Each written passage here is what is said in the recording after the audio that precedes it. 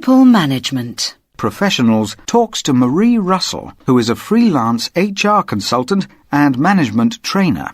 Marie, we hear you're an expert on people management. Well, that's kind of you to say so.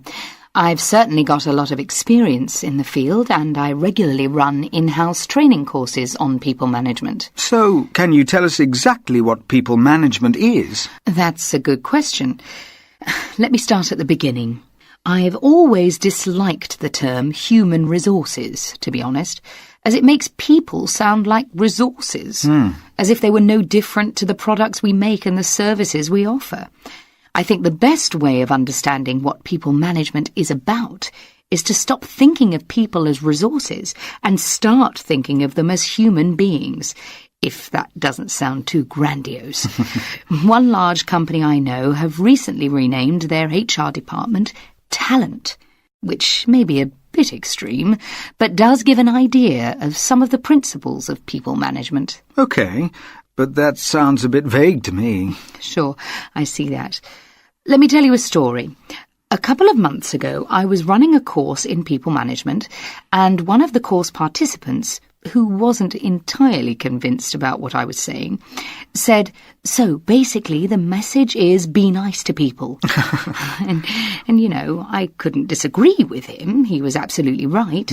The message I was trying to get across during this course really was nothing more complicated than be nice to people. Isn't that obvious?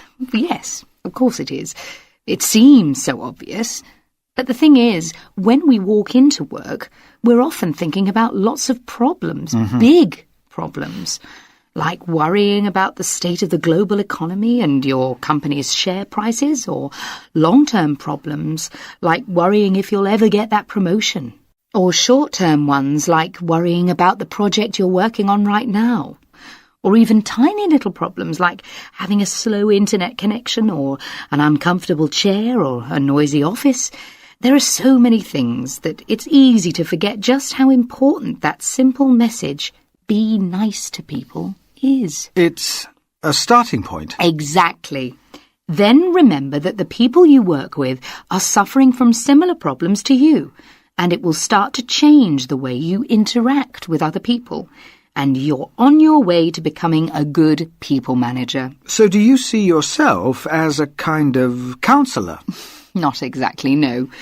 I think there are some important distinctions to be made here. I certainly would see myself as a kind of work or career counsellor. I help people to perform better professionally. But there are some areas into which managers should not go.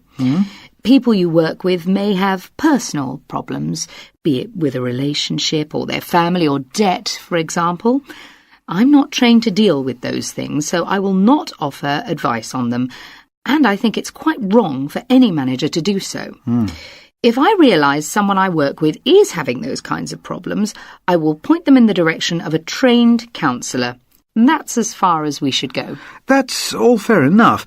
But what about when you have to deal with people who, to put it bluntly, simply aren't nice? People who refuse to cooperate, or share your point of view, or respect a company's policy? That's a really good point, and a very important one. Of course, it happens. It's a less pleasant part of the job, but every manager has to face up to that time when an employee is, say, habitually late or underperforming. How do you deal with those cases? Well, most companies and organisations have disciplinary codes, a series of verbal and written warnings, for example, which can eventually lead to a sacking. These have to be carefully followed while taking into account as many of the employee's personal circumstances as possible. A lot to think about there. Marie, thanks very much.